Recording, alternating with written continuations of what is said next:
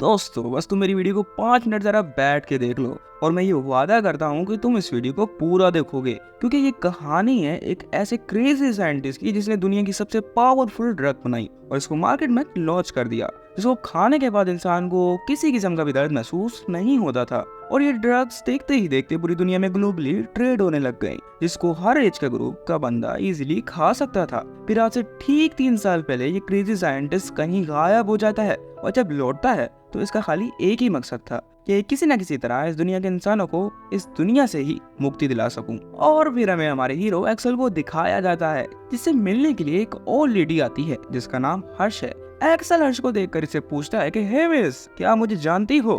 हर्ष Excel की बात को डिनाई कर देती है, कहती है कि नहीं, हम बिल्कुल स्ट्रेंजर्स हैं। ये सुनने के बाद एक्सेल हंस कर कहता है कि जो भी मुझसे मिलने के लिए यहाँ पे आता है या तो वो मेरा वकील होता है या तो वो मुझे मारने के लिए आया है। तो वैसे आप मुझे बताओ कि आप मुझसे क्यों मिलना चाहती हो? फिर हर्ष एक्सेल को एक वीडियो दिखाती है, कहती है कि अब ये तुम पे डिपेंड करता है कि तुम मुझे अपना दोस्त समझती हो या दुश्मन। असल में तो इस वीडियो में डॉक्टर स्किनर यूनाइटेड नेशन में अपनी स्पीच दे रहा था, जिधर ये इन लोगों को इंसानों की वजह से बढ़ती हुई ग्लोबल वार्मिंग के साइड इफेक्ट्स बता रहा था, जिसमें डॉक्टर स्किनर बोलता है कि आप लोगों को कोई भी पेन फील नहीं हो रहा, यानी कि आप लोग सारे मर चुके हो और वैसे भी मरे हुए लोगों की इंसानियत भी मर जाती है, जो कि अपने शॉर्ट टर्म गोल्स को हासिल करने के लिए दूसरे लोगों को मारने के लिए भी तैयार हो जाते हैं। इससे बेहतर तो ये है कि मैं इस पूरी दुनिया में से इंसानियत को ही खत्म कर दूं। इसलिए मैंने हापना जैसी मेडिसिन बनाई, जिसको लेने वाला यूजर अगले 30 दिन के अंदर मरना शुरू हो जाएंगे।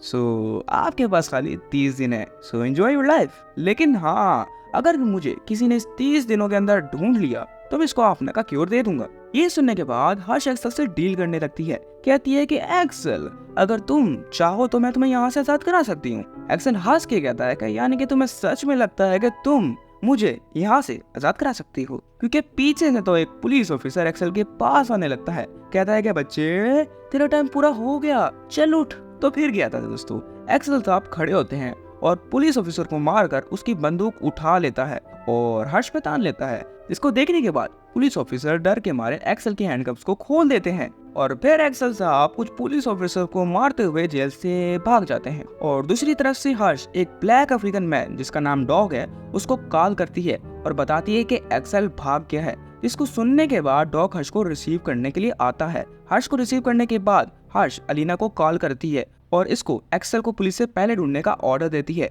ये कहने के बाद डॉग हर्ष को वार्न करता है, कहता है कि अगर हमने एक्सेल को पुलिस से पहले नहीं ढूंढा तो हो सकता है कि वो पुलिस मुकाबले भी मारा जाए। और फिर दूसरी तरफ से डॉक्टर स्किनर की प्रेस कॉन्फ्रेंस की वजह से सिटी में काफी हदड़ मच गई थी, लेकिन इससे एक्सेल को क्या यार, क्योंकि एक्सेल हमारा हीरो एक्सेल गिलबर्टो को किसी से क्या ही फर्क पड़ता है। ये भाई साहब तो इजीली सिटी में ऐसे घूम रहे थे जैसे इनका बाप का घर हो। इसलिए एक पुलिस ऑफिसर एक्सेल को रोक लेता है और इससे प्रिजनर ड्रेस पहनने की वजह पूछता है और पुलिस ऑफिसर एक्सेल से मजाक करते हुए कहता है कि लगता है कि आज कोई फैशन शो है या तो तुम जेल से भागे हो। एक्सेल साहब कहते हैं कि पुलिस ऑफिसर, आपने मुझे पकड़ लिया, वैसे भी कोई पागल का बच्चा ही होगा जो जेल के कपड़े पहनकर ऐसे घूमेगा। और फिर ये दोनों हंसने लगते हैं। इसके बाद पुलिस ऑफिसर यहाँ से जाने लगता है और एक्सेल को वार्न करके जाता है कि सिटी के हालात बहुत खराब है, तुम सीधे अपने घर जाओ। मगर एक्सेल साहब तो ड्रेसिंग रूम में घुस जाते हैं और कुछ कपड़े चोरी करते हुए सिटी में घूमने लगते हैं, जिधर एक्सेल एक ट्रेन स्टेशन पे चला जाता है। लेकिन electronic face recognition system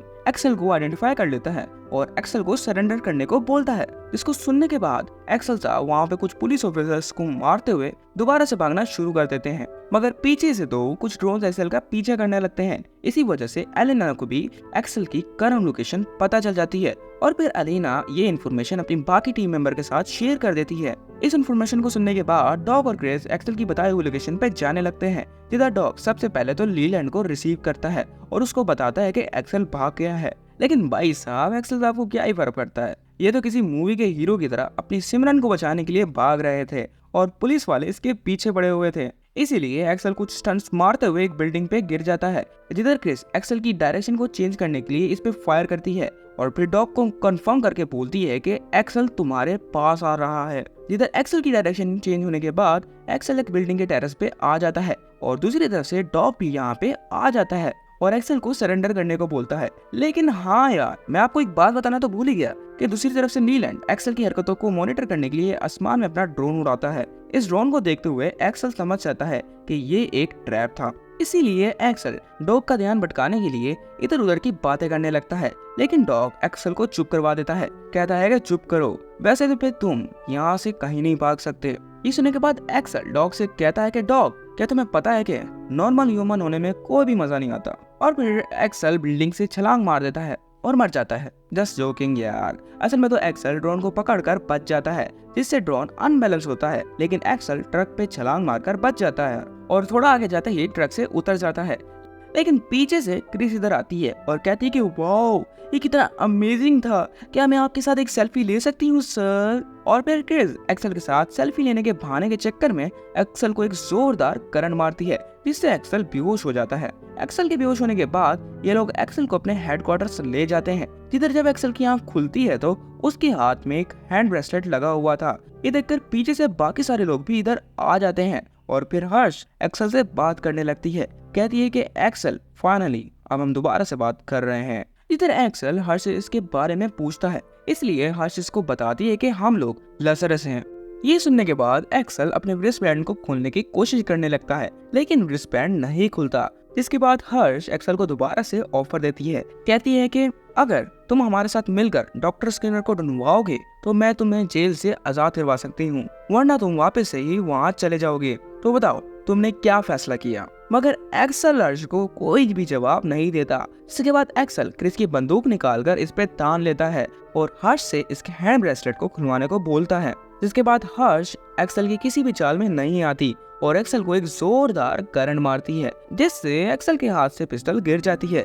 Excel के हाथ से पिस्टल गिरने के बाद हर्ष एक्सेल को वार्न करती है। कहती है कि एक्सेल, अगर तुमने दोबारा ऐसी कोई हरकत करने की कोशिश की तो तुम्हें इतना जोरदार का करंट लगेगा कि जिससे तुम्हारा हाथ भी मेल्ट हो सकता है। ये सुनने के बाद एक्सेल की फट जाती है और फिर एक्सेल डॉक्टर स्किनर को ढूंढवाने के लिए मान जाता है। जिसके बाद ये सारे लोग आपस में ही डॉक्टर स्किनर को ढूंढवाने के बारे में बात करने लगते हैं। जिधर डॉग का प्लान सिंपल था, ये लोग डॉक्टर स्किनर को पकड़ेंगे और उससे अपना का एंटीडोट ले लेंगे और दुनिया को बचा लेंगे। इसी वजह से एक्सेल पहले ही इनसे कंफर्म कर लेता है कि किसी ने आपने को यूज किया हुआ भी है क्या नहीं। जिधर इन सारों ने ही आपने को यूज किया हुआ था, जिसका मतलब सिंपल था कि अगर डॉक्टर स्किनर इनको नहीं मिलता तो भाई साहब इनका भी काम पूरा हो जाएगा। और फिर डॉक्टर स्किनर के बारे में और जानने के लिए डॉग एक्सेल को इनके सीक्रेट बेस में ले जाता है, जिधर इनकी एक राउंड टेबल कॉन्फ्रेंस होती है, जिसमें ये सारे लोग डॉक्टर स्किनर की जिंदगी के बारे में कुछ ऐसी इन्फॉर्मेशन फाइंड कर रहे थे जिससे इनको डॉक्टर स्किनर को ढूंढने का कोई रास्ता मिल जाए। लेकिन इनको कोई भी ऐसी इन्फॉर्मेशन नहीं मिलती सिवाय डॉक्टर स्किनर की फेमस वीडियो के, जिसमें डॉक्टर स्किनर 3 साल पहले इंसानों की वजह से हुई हुई तबाही के नतीजे बता रहे थे। लेकिन डॉक्टर स्किनर को कोई भी सीरियस नहीं लेता। इधर डॉक्टर स्किनर इनको समझाने की कोशिश करते हैं कि अंटार्कटिका की ग्लेशियर पिघल रहे हैं और अगर हमने बहुत जल्द कुछ ना किया तो इस दुनिया का ये डेड एंड होगा। मगर इन लोगों को इस वीडियो में ऐसा कुछ भी नहीं मिलता जिससे इनको डॉक्टर स्किनर का कोई भी क्लू मिल सके। और फिर पीछे से एलिना को कुछ मिलता है, जिसके बाद ये सारे लोग अलग अलग होकर एलिना की बताई हुई लोकेशन पे चले जाते हैं। एलिना की बताई हुई लोकेशन पे पहुंचने के बाद ये लोग इसके अंदर जाते हैं, जिधर एक्सेल और क्रिस किसी एक पुरानी सी मिलिट्री बेस में दाखिल होते हैं और दूसरी तरफ से डॉग और लीलैंड एक टूटी फूटी सी पेंट हाउस के अंदर जाते हैं। और फिर जब एक्सेल और क्रिस बेस के अंदर जाते हैं तो उनको कुर्सी पे एक बंदा बैठा हुआ दिखता है। जिसके बाद एक्सेल इसको चेक करने की कोशिश करने लगता है, लेकिन पीछे से तो इन पर कुछ रशियन और मैक्सिकन एजेंसी के बंदों ने हमला कर दिया था। जिधर एक्सेल इन बंदों से लड़ते हुए इनका ध्यान भटकाने की कोशिश करता है। इसमें एक्सेल इन सबका ध्यान भटकाने में कामयाब हो भी जाता है और फिर इस बंदे के पास जाने लगता है। लेकिन पीछे से इंटरपोल और FBI की इन्वेस्टिगेशन टीम भी इधर आ जाती है और इन्वेस्टिगेशन टीम इनको सरेंडर करने को बोलती है। लेकिन एक्सेल कहता है कि letter is here, please drop your weapon. जिधर इन सब की ये कहानी चल ही रही थी कि दूसरी तरफ से डॉग और लीलैंड को इस घर को ऐसे देख रहे थे कि जैसे कि इनको इस घर में से डॉक्टर स्किनर का कोई क्लू मिल जाए। और फिर ये दोनों भी इस घर के अंदर चले जाते हैं। लेकिन वहाँ पे एक ब्लैक अफ्रीकन मैन पीछे से आकर लीलैंड को पकड़ लेता है और डॉग से अपनी बंदूक नीचे करने को बोलता है। जिसके बाद डॉग को मजबूरन ही अपनी बंदूक नीचे करनी पड़ती है। मगर पीछे से एक दूसरे एजेंसी का बंदा सलमान खान की तरह एंट्री मारता है। कहता है कि कोबायाशी, यू बास्टर्ड, बाहर निकल। ये नाम सुनकर डॉग और लीलैंड भी परेशान हो जाते हैं कि भाई साहब अब ये कौन है। जिधर डॉग कोबायाशी का नाम सुनकर इनसे पूछता है कि क्या तुम लोग डॉक्टर स्किनर को नहीं ढूंढ रहे। जिधर ये लोग इनको बताते हैं कि हम तो डेप्ट कलेक्टर्स हैं, हम तो कोबायाशी नाम के बंदे को ढूंढ रहे हैं। इस साला बंदा हमारे पैसे लेकर भागा हुआ है। भाई ये सुनना ही था कि फिर ये लोग ऐसे बात कर रहे थे कि जैसे बचपन के कोई यार हो। और फिर दूसरी तरफ से एक्सल FBI एजेंट्स और इंटरपोल के साथ मिलकर इस बंदे का DNA टेस्ट करता है। इधर ये बंदा डॉक्टर स्किनर नहीं निकलता, इसीलिए एक्सल डॉग को कंफर्म करके बताता है कि हमें डॉक्टर स्किनर नहीं मिला, और डॉग भी एक्सल को कंफर्म करता है कि हमें भी डॉक्टर स्किनर नहीं मिला। लेकिन पीछे से तालिना को अपनी कंप्यूटर स्क्रीन पे डॉक्टर स्किनर के मास्क पहने हुए बंदों का एक ग्लिच दिखता है, जिसको देखने के बाद हर्ष इमीडिएटली एक और राउंड टेबल कॉन्फ्रेंस रखती है, जिधर ये सारे लोग खाली एक ही बात सोच रहे थे कि अगर डॉक्टर स्किनर को यही सब कुछ करना था तो डॉक्टर स्किनर छुपाए क्यों। जिसके बाद अलीना इनको बताती है कि इन सब सर्विलेंस कैमरा को हैक करना कोई आसान काम नहीं, ये खाली वो ही कर सकता है जो वेल एक्सपीरियंस हो, और इस दुनिया में खाली ऐसे 3 ही लोग हैं, एक पॉपकॉर्न विज़र्ड, दूसरा डॉक्टर 909 और आखिर में मैं द मैड स्क्रीमर। ये सुनकर सारे लोग हैरान हो जाते हैं और फिर मिसेस हर्ष लेन और क्रिस को डॉक्टर स्किनर के घर पे जाने को ऑर्डर देती हैं, जिससे इनको हो सकता है कि कोई ना कोई क्लू मिल जाए। जबकि डॉग और एक्सल डॉक्टर स्किनर के साथ काम करने वाले एक ओल्ड प्रोफेसर के पास जाते हैं, जिधर लीलैंड और क्रिस एक हाउस क्लीनिंग का ड्रेस पहनकर स्किनर के हाउस के अंदर घुसते हैं और अपना काम करना शुरू करते हैं, जिधर इनको सफाई करते वक्त ऐसा कुछ भी नहीं मिलता जिससे इनको डॉक्टर स्किनर का कोई क्लू भी मिल जाए। और इसी डिस्प्रेशन की हालत में क्रिस थक कर सोफे पे बैठ जाती है, जिसमें क्रिस को सोफे के अंदर से एक मेडिसिन मिलती है, जिसको ये लोग नजरअंदाज करते हुए कोई भी ध्यान नहीं देते। और दूसरी तरफ से डॉग और एक्सल प्रोफेसर का पता करते हुए हॉस्पिटल चले जाते हैं, लेकिन इनको इधर से भी कोई ऐसी इन्फॉर्मेशन नहीं मिलती जिससे ये प्रोफेसर को ढूंढ पाए, सिवाय एक चीज के कि प्रोफेसर किसी एक पुरानी सी झोपड़पट्टी में अपनी जिंदगी गुजार रहे हैं। झोपड़पट्टी का सुनकर एक्सल को अपने एक ओल्ड फ्रेंड जेरी की याद आती है, जिधर जेरी ने जेल से बाहर निकलकर अपनी तीसरी टांग की बलि देते हुए अपना जेंडर खाड़े डंडे से बैठे हुए डंडा कर लिया था। जेरी से मिलने के बाद जेरी इनको कॉफी सर्व करती है। कॉफी पीते वक्त डॉग जेरी से प्रोफेसर क्लॉड का पूछता है। इसके बाद जेरी डॉग से प्रोफेसर क्लॉड की कोई तस्वीर मांगती है, जिसको देखने के बाद जेरी इनको प्रोफेसर का पता दे देती है। प्रोफेसर के पते पे पहुंचने के बाद जिधर हम देखते हैं कि प्रोफेसर ने 100 रुपए की शर्त लगाई हुई है, जिसको प्रोफेसर गलती से ही जीत लेता है यार। बैट जीतने के बाद डॉग प्रोफेसर से मिलता है और इसको सारी किस्सा कहानी A to Z सुनाता है। ये सब सुनने के बाद प्रोफेसर डॉग को डॉक्टर स्किनर और इसके काम के बारे में बताता है कि वैसे तो हमारी काम के अलावा कोई बात नहीं हुई, लेकिन हाँ एक दफा प्रोफेसर ने अपनी ग्रैंडमा बिलिंडा के हाथ के बने हुए डिलीशियस बकलावा के बारे में बताया था। डॉक्टर स्किनर की ग्रैंडमदर का सुनकर डॉग प्रोफेसर से मिसेस बिलिंडा का एड्रेस पूछता है, जिधर प्रोफेसर इनको इस्तांबुल का पता बता देता है। प्रोफेसर की ग्रैंडमदर का एड्रेस लेने के बाद हर्ष एक्सल और लीलैंड को इस्तांबुल जाने का ऑर्डर देती हैं। ऑर्डर मिलते ही एक्सल और लीलैंड इस्तांबुल चले जाते हैं, जिधर जाने के बाद लीलैंड अरेबिक स्टाइल के कपड़े पहन लेता है, जिसको देखने के बाद एक्सल लीलैंड से पूछने लगता है कि लीलैंड क्या तुम्हारे पास और कोई कपड़े नहीं थे। लीलैंड कहता है कि मैंने सोचा कि हम लोग इस्तांबुल जा रहे हैं तो इसलिए मैंने पहन लिए। अब इन दोनों का ये सब चल ही रहा था कि पीछे से एक्सल और लीलैंड की बारात में नाचने के लिए बाराती आ जाते हैं, जिनको देखने के बाद एक्सल और लीलैंड भागने लगते हैं और फिर ये दोनों भागते भागते एक बिल्डिंग पे चढ़ जाते हैं, जिधर जब एक्सल पीछे मुड़कर देखता है तो लीलैंड उधर था ही नहीं। फिर पता चलता है कि लीलैंड तो एक घर में गिर गया था और गुंडों ने उसको पकड़ लिया था, और गुंडों को पकड़ने के बाद गुंडे उसका हाथ का ब्रेसलेट निकालने के चक्कर में उसका हाथ काट रहे थे। और फिर पीछे से हमारे हीरो की एंट्री होती है और वो इन गुंडों को मार रहा था कि पीछे से लीलैंड की एक जोरदार आवाज निकलती है कि भाई साहब हम तो यहाँ पे बस ग्रैंड मदर बिलिंडा के खाली बकलावा खाने के लिए आए थे।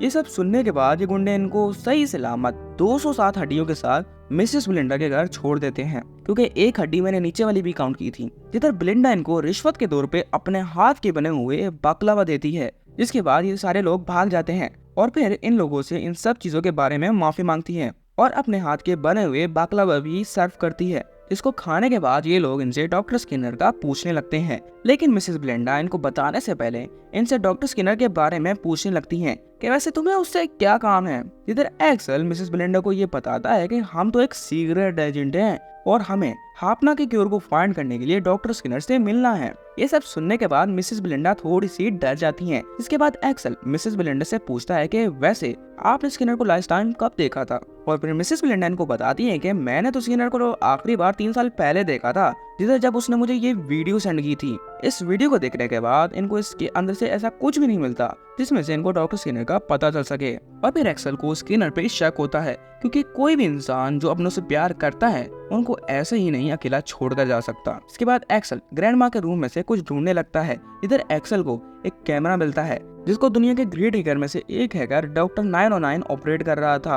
और फिर पीछे से अलीना उस हैकर को फाइंड करने की कोशिश कर रही थी जो कि डॉक्टर स्किनर के साथ दे रहा था। जिधर अलीना को डॉक्टर 909 की ऑनलाइन वॉलेट की एक लोकेशन मिलती है। और फिर हर्ष दोबारा से एक राउंड टेबल कॉन्फ्रेंस रखती है जिधर हर्ष इनको बताती है कि डॉक्टर 909 की डिजिटल वॉलेट में पिछले पास्ट कुछ टाइम से काफी बड़ी अमाउंट में ट्रांजिशन हो रही हैं। और हैरानी की बात तो यह है कि जितनी भी ट्रांजिशन हुई हैं वो डॉक्टर स्किनर की प्रेस रिलीज से पहले की हैं। इस सुनने के बाद डॉग कहता है कि यानी कि कोई जानता था कि हापना के शेयर्स गिरने वाले हैं। इसके बाद हर्ष इनको बताती है कि असल में तो इन सब ट्रांजिशन को डॉक्टर 909 ने डायरेक्टली नहीं किया, बल्कि इसने सैम नामी ट्रेडर का इस्तेमाल किया है। और ये भी हो सकता है कि डॉक्टर स्किनर की वर्चुअल आइडेंटिटी क्रिएट करने के पीछे भी यही लोग हों। ये सुनने के बाद ये सारे लोग सैम को पकड़ने के बारे में प्लान बनाते हैं। जिधर इनको सैम के नाइट क्लब की एक वीडियो मिलती है। जिधर इस वीडियो का बेस्ट पार्ट पता क्या था? सैम आज रात अपने नाइट क्लब में आने वाला था। तो फिर क्या था, ये चारों लोग सैम को नाइट क्लब से पकड़ने के लिए निकल पड़ते हैं। लेकिन प्लान में एक चेंज था जिसमें से ये लोग पार्टी ड्रेस पहनकर जाने वाले थे। लेकिन सबसे ज्यादा तो गलत तो भाई लीलैंड के साथ हुआ था, क्योंकि इस बेचारे को लड़के के तौर पर नहीं बल्कि एक लड़की बनाकर लेकर गए थे। जिधर नाइट क्लब में एंट्री करने के बाद इन लोगों का एक ही काम था कि जितनी जल्दी हो सके क्लब के वीआईपी रूम में एंट्री करनी है, क्योंकि सैम इनको इधर ही मिलेगा। सैम को पकड़ने के चक्कर में एक्सेल वीआईपी रूम की तरफ जाने लगता है, लेकिन गार्ड्स इसको रोक देते हैं और इससे वीआईपी पास का पूछने लगते हैं। इसके बाद पीछे से कुछ बंदे आते हैं और इसको गार्ड्स को एक स्पेशल टाइप के टैटू से स्कैन करवाते हैं। इसको स्कैन करने के बाद ये लोग सैम के वीआईपी रूम की तरफ चले जाते हैं। ये देखकर एक्सेल छुप कर क्रिस के पास आता है और उसको ये सारी बात बताता है। इसके बाद एक्सेल को कॉकटेल पीते हुए एक बंदा दिखता है जिसके हाथ में सेम टू सेम टैटू बना हुआ था। तो फिर गया था एक्सेल साहब इसके पीछे लग जाते हैं। जिधर एक्सेल साहब वॉशरूम में जाकर इस बंदे को टट्टी करते हुए पकड़ लेते हैं और फिर इतना मारते हैं कि जब तक कि वो बंदा बेहोश नहीं हो जाता। इसके बेहोश होने के बाद एक्सेल साहब इसके टट्टू को स्कैन करते हैं और एक फेक सील बना लेते हैं। और इस फेक सील की वजह से डॉग और एक्सेल वीआईपी क्लब में एंट्री कर लेते हैं। और फिर दूसरी तरफ से अलाइना और हर्ष पीछे से उसी बंदे को ढूंढ रहे थे कि जिसने इनके बैंक से पैसे विड्रॉल कराए थे, लेकिन इनको ऐसा कुछ नहीं मिलता सिवाय एक मास्क पहने हुए बंदे के जिसने मल्टीपल सिटीज के मल्टीपल मेंस में जाकर बैंक से पैसे विड्रॉल करवाए थे। ये मिलने के बाद इलाइनिया इस मास्क पहने हुए बंदे का फेस रिकॉग्निशन करने लगती है। जिधर दूसरी तरफ से क्रिस और लीलैंड भी किसी न किसी तरह प्रीमियम क्लब में एंट्री करने में कामयाब हो जाते हैं और सैम और उसके डीजे फ्रेंड विजिलेंट के साथ जाकर बैठ जाते हैं।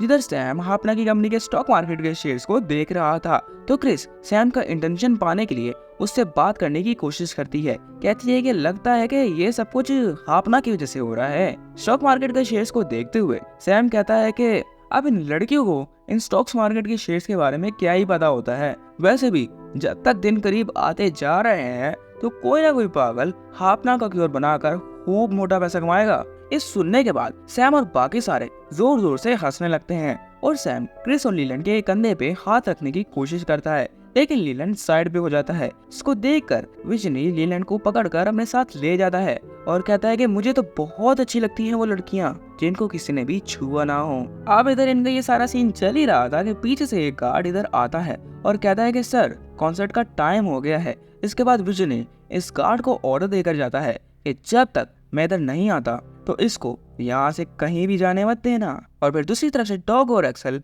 की फेक टैटू की वजह से गार्ड्स इनको रोक देते हैं और इनको पकड़ने की कोशिश करते हैं, लेकिन एक्सेल और डॉग इनको मार कर यहाँ से भागने लगते हैं। और पीछे से सैम ड्रिंक में बेहोशी की मेडिसिन डालकर इन सब लड़कियों को बेहोश कर देता है और अपने बॉय से आज रात की पार्टी के मजे लेने को बोलता है। ये कहने के बाद सैम क्रिस के पास आने लगता है और क्रिस का एडवांटेज लेने की कोशिश करता है, लेकिन इस टाइम पे पीछे से अलीना को डॉक्टर 909 की रियल आइडेंटिटी का पता चल जाता है, जो कि और कोई नहीं बल्कि विजनरी था। और फिर इस इन्फॉर्मेशन को अलीना अपने बाकी टीम मेंबर के साथ शेयर कर देती है। इसको सुनने के बाद क्रिस सैम को पकड़कर मारने लगती है और उसको विजनरी के पास फेंक देती है, जिसके बाद सैम और विजनरी यहाँ से भागने लगते हैं। और दूसरी तरफ से एक्सेल और क्रिस गुंडों को अपने डांसिंग मूव दिखाते हुए मार रहे थे। ये देखकर सैम और विजनरी की फटना शुरू हो जाती है, इसलिए ये दोनों अपने हेलीकॉप्टर में बैठकर यहाँ से भागने लगते हैं। लेकिन एक्सेल भागते हुए आता है और कैप्टन अमेरिका की तरह एक जंप मारकर हेलीकॉप्टर पे चढ़ जाता है। ये देखने के बाद इन लोगों की और फटना शुरू हो जाती है, इसीलिए सैम हेलीकॉप्टर के एआई मॉडल से एक्सेल को नीचे गिराने को बोलता है, जिससे हेलीकॉप्टर हिलना शुरू हो जाता है और फिर एक्सेल अनबैलेंस होकर नीचे गिर जाता है। लेकिन यहाँ पे तो लीलैंड और डॉग की एंट्री होती है, जिधर एक्सेल लीलैंड के एयरक्राफ्ट पे चढ़कर बच जाता है और फिर एक्सेल को इस एयरक्राफ्ट में से एक बंदूक भी मिलती है, जिससे एक्सेल हेलीकॉप्टर पे हमला कर देता है और हेलीकॉप्टर पानी में गिर जाता है। हेलीकॉप्टर के पानी में गिरने के बाद एक्सेल इधर एंट्री मारता है, जिधर सैम पानी में से निकलने के बाद एक्सेल से अपनी जान की भीख मांगने लगता है। कहता है कि प्लीज मुझे छोड़ दो, तुम जितना पैसे मांगोगे मैं तुम्हें दूंगा। एक्सेल कहता है कि मुझे पैसे की कोई जरूरत नहीं है, मुझे पैसे नहीं चाहिए, बस ये बताओ कि स्किनर कहाँ है। लेकिन ये दोनों इनकार कर देते हैं, कहते हैं कि हमें नहीं पता। इसके बाद एक्सेल इनसे हार्डना से पैसे कमाने के बारे में पूछने लगता है। तो फिर विजनरी इनको बताता है कि मैंने डेल्टा मेडिसिन को हैक किया था, जहां से मुझे ये सारी इन्फॉर्मेशन मिली। जिसके बाद एक्सेल विजनरी से डेल्टा मेडिसिन की कंपनी की सारी इन्फॉर्मेशन मांगता है, लेकिन विजनरी ये इन्फॉर्मेशन नहीं देता, मगर सैम इसको मारकर इसकी पेन ड्राइव एक्सेल को दे देता है और फिर एक्सेल ये सारी इन्फॉर्मेशन लेने के बाद इनको पुलिस से पकड़वा देता है। दोस्त, अगर तू नेक्स्ट पार्ट चाहता है ना इसका, तो मुझे जरूर कमेंट करके बता, मैं जरूर लेकर आऊंगा। And it haunts me somewhere much deeper. Anxiety filling up every space, no privacy. And silently it could build and build until you finally see, whoa.